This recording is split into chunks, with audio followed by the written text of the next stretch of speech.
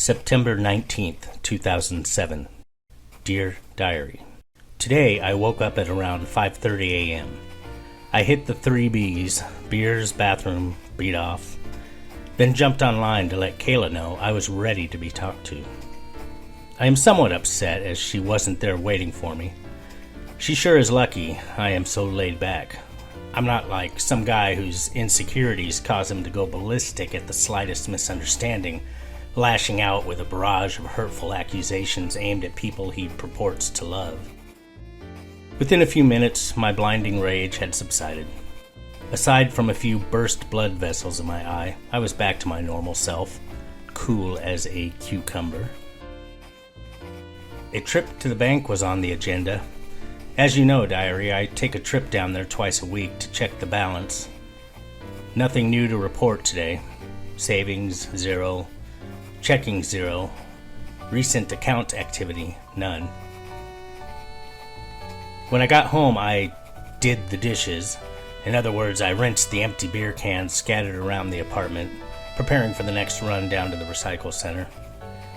As for actual dishes, I pretty much use advertising circulars as makeshift plates when I am in a pinch, which is not that often. It's really only necessary to do that when I have food in the house.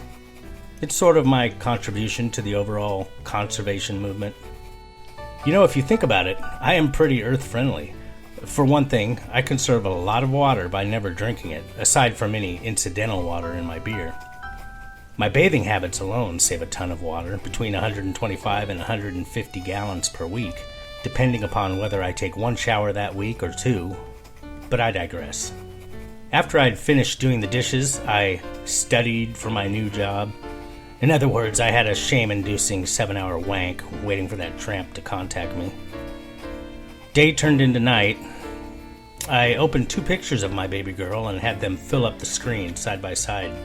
I was just beginning to give the Viennese bishop a high-speed rug burn when the pizza shit neighbors knocked on my door. I jumped up and ripped the door open so fast it must have really startled them as they just stood there looking down, stammering. I don't think they had a clue what I was doing in my apartment. Also, I'm pretty sure my lack of pants distracted them from noticing my chapped mini-bone at full salute. Note to self, Little Chappy Redbone as possible stage name when I inevitably get signed to a record deal. Not wanting it to get weird, I waited until they hesitantly looked up. At that point, I maintained eye contact as I very slowly closed the door on them. Finally, the computer chimed in to let me know that my little baby girl was online. Right away, she starts in with the dirty talk. It was like, "Oh, my mother told me my room was messy," and "It took 2 hours to clean it." You don't have to be Freud to pick up what she's putting down. "I'm so dirty, Daddy. I'm a dirty girl." I excused myself to blow my nose. In other words, I furiously knocked one out just outside the camera's view. When I returned, Kayla did not say yay, which is proof to anyone with half a brain that she is having an affair behind my back without question. Thankfully, I am not a half-wit. My long-term sustained intake of bargain beer has put me in a different category, somewhere below the level of half-wit.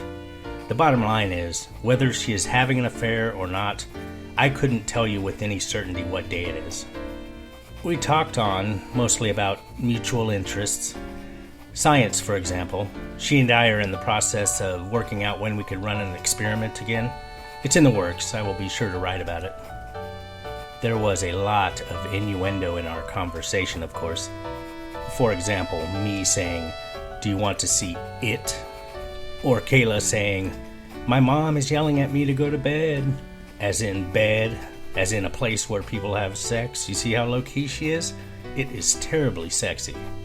That and her ability to say so much with so few words. Opposites attract, haters. Opposites attract. Anywho, I have to go grab the downstairs neighbor by the neck and knock his teeth out. I will talk to you tomorrow, Diary. Good night.